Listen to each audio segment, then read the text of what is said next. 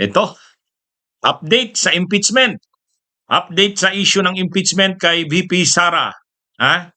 Ngayon mga kabunyog, alam naman natin, nagsimula nang maupo yung mga bagong senador ng 20th Congress na Senate simula pa noong June 30. Ito yung mga kongresista ng 20th Congress ay nagsimula na ring manungkulan noong June 30. Kaya dapat sana ang Senado bilang impeachment court may ginagawa na rin tungkol sa impeachment. Eh, ang nangyayari, wala eh. Wala, mga kabunyog, mga kababayan.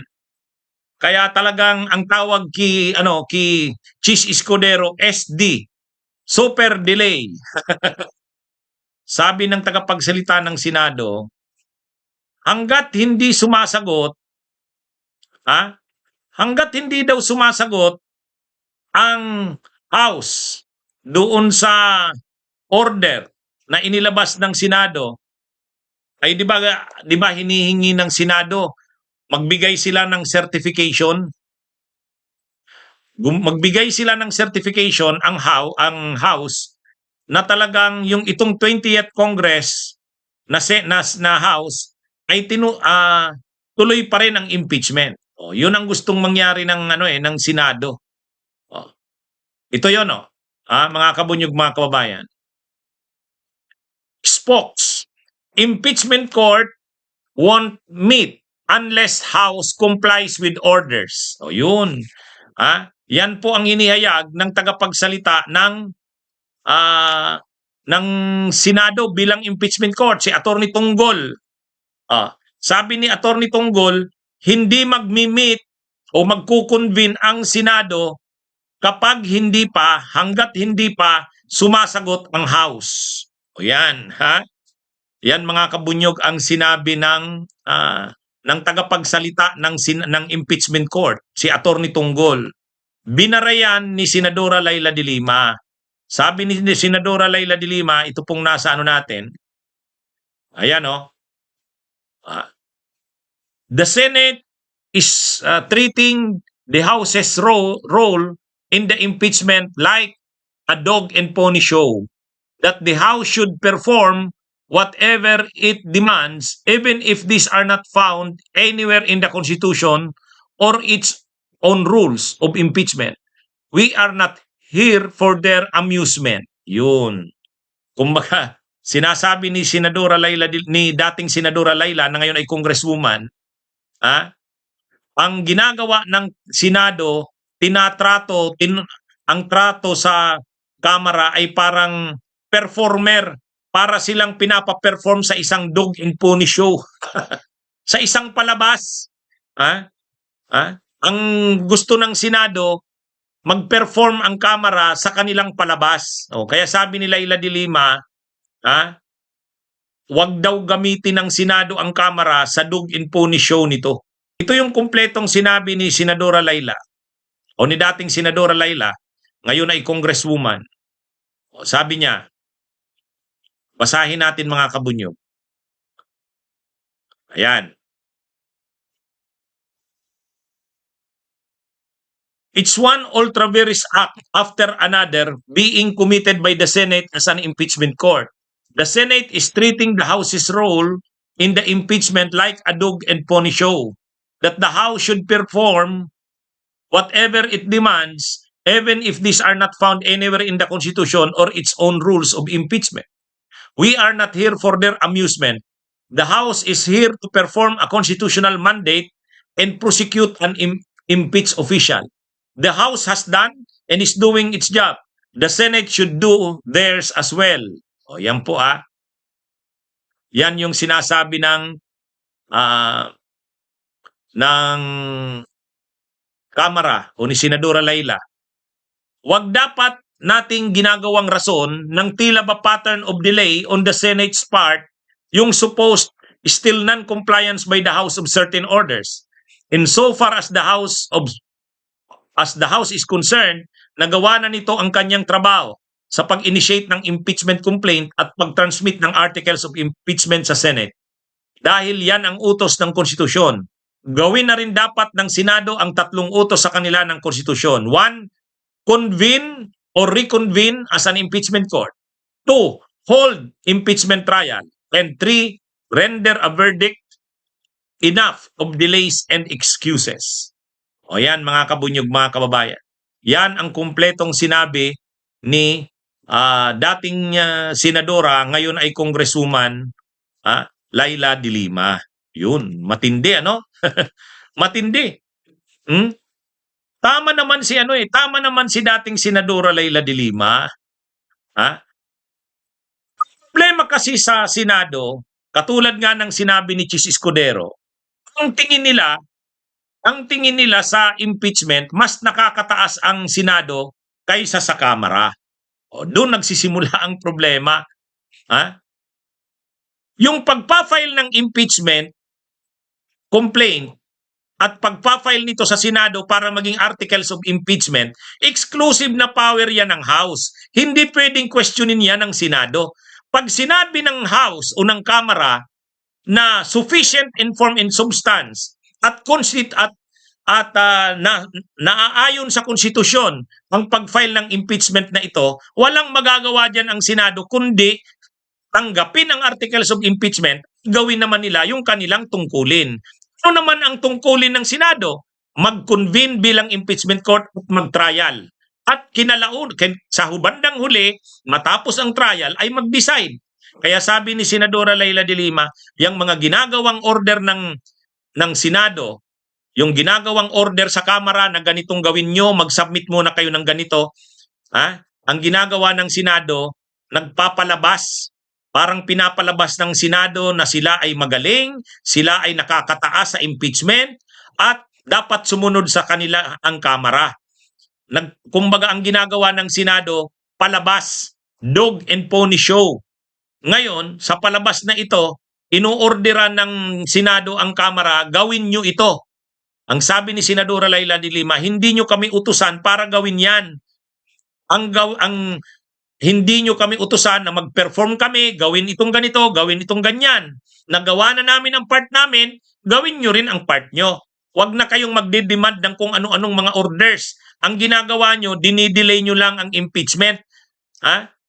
Kaya ano ito mga kabunyog, mga kababayan? Grabe na. Kasi ang sinabi na nga ng tagapagsalita ni Attorney Tonggol, tagapagsalita ng impeachment court, ito na.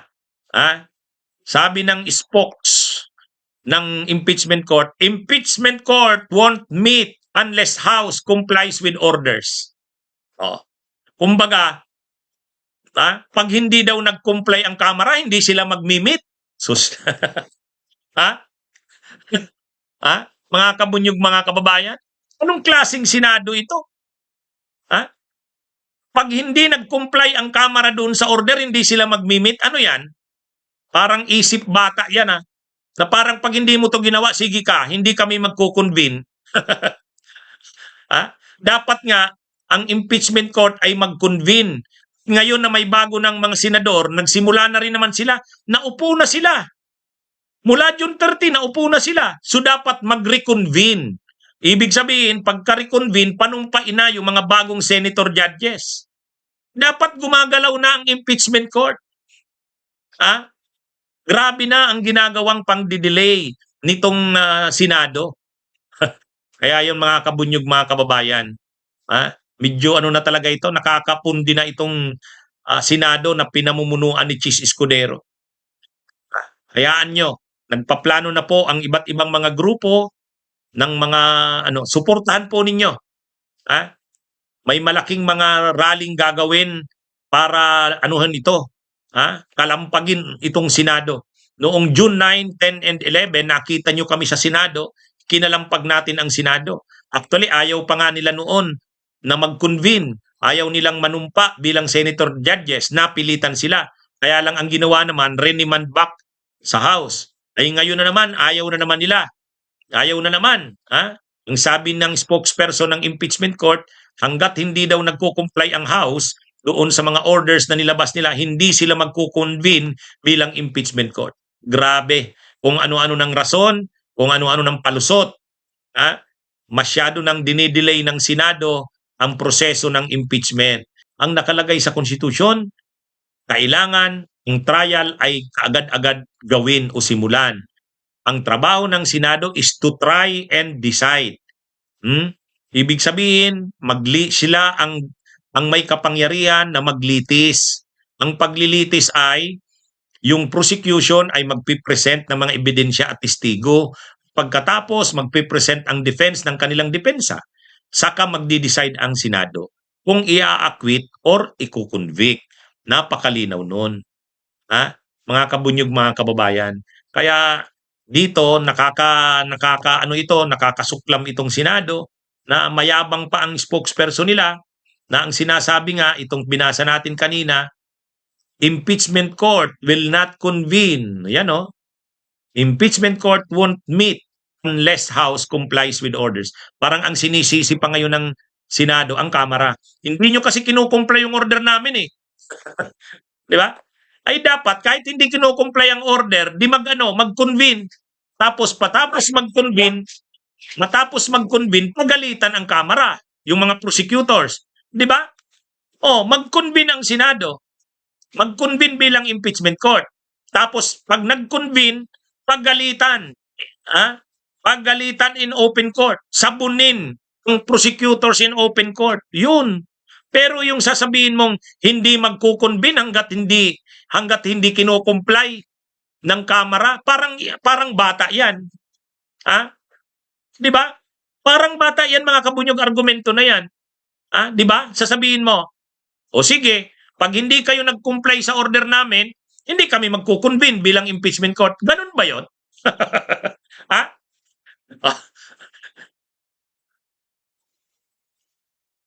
Ganun ba 'yon? Parang yata, mali Di ba, mga kabunyog?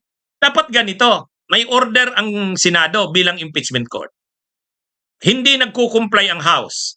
Dapat mag-convene ang Senado bilang impeachment court. In open court, pagalitan ang mga prosecutors. Bakit kayo hindi nagko-comply? Anong paliwanag nyo? Kung hindi, isasite namin kayo in contempt. Di ba ganon? Ganon dapat ang gawin ng Senado. Mag-convene sila. Di tanungin nila yung tanungin nila yung prosecutors, bakit hindi kayo re-reply? Bakit hindi kayo nagko-comply sa orders ng impeachment court? Magpaliwanag kayo in open court. Ganun sa amin. Pag may hearing kami, ganun. Pinapagalitan kami ng judge. Ganun. Pero hindi pwedeng hindi mag-convene hanggat hindi ang sabi kasi ng spokesperson, itong Attorney Tonggol, yan nabasa nyo yung balita spoke. Impeachment court won't meet unless House complies with orders. Ganun ba yun? Hindi magko-convene ang Kamara ay ang Senado bilang impeachment court hanggat hindi sumusunod sa order ang House. ang hina naman ng impeachment court na yan. Gamitin mo yung power mo bilang impeachment court. Mag-convene ka. Panumpain mo na yung mga bago mong senator judges. Ipatawag mo yung mga miyembro ng Kamara, yung prosecutors. Mag-convene na kayo. Kaya si Attorney Tonggol, para ka namang bata. Sasabihin mo, the impeachment court won't meet unless the House complies with orders. Wow. So ibig sabihin pala, pag hindi nag-comply ang Kamara, hindi kayo magko-convene. Mali yun. Kasi hindi naman nakadepende sa Kamara kung magko-convene kayo o hindi.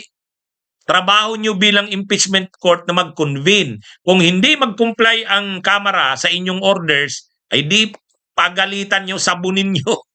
Pero hindi pwedeng doon nakadepende ang inyong kaya kayo hindi magko-convene. Hindi raw sila magko-convene hanggat hindi mag-comply ang House. Anyway, sige mga kabunyog, mga kababayan. Magandang araw po sa inyong lahat. Mabuhay po tayo.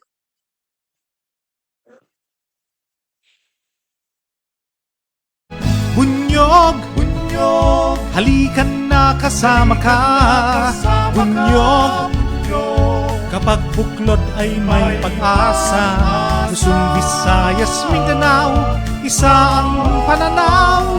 Sa bagong Pilipinas ang bunyog, isip sumisigaw.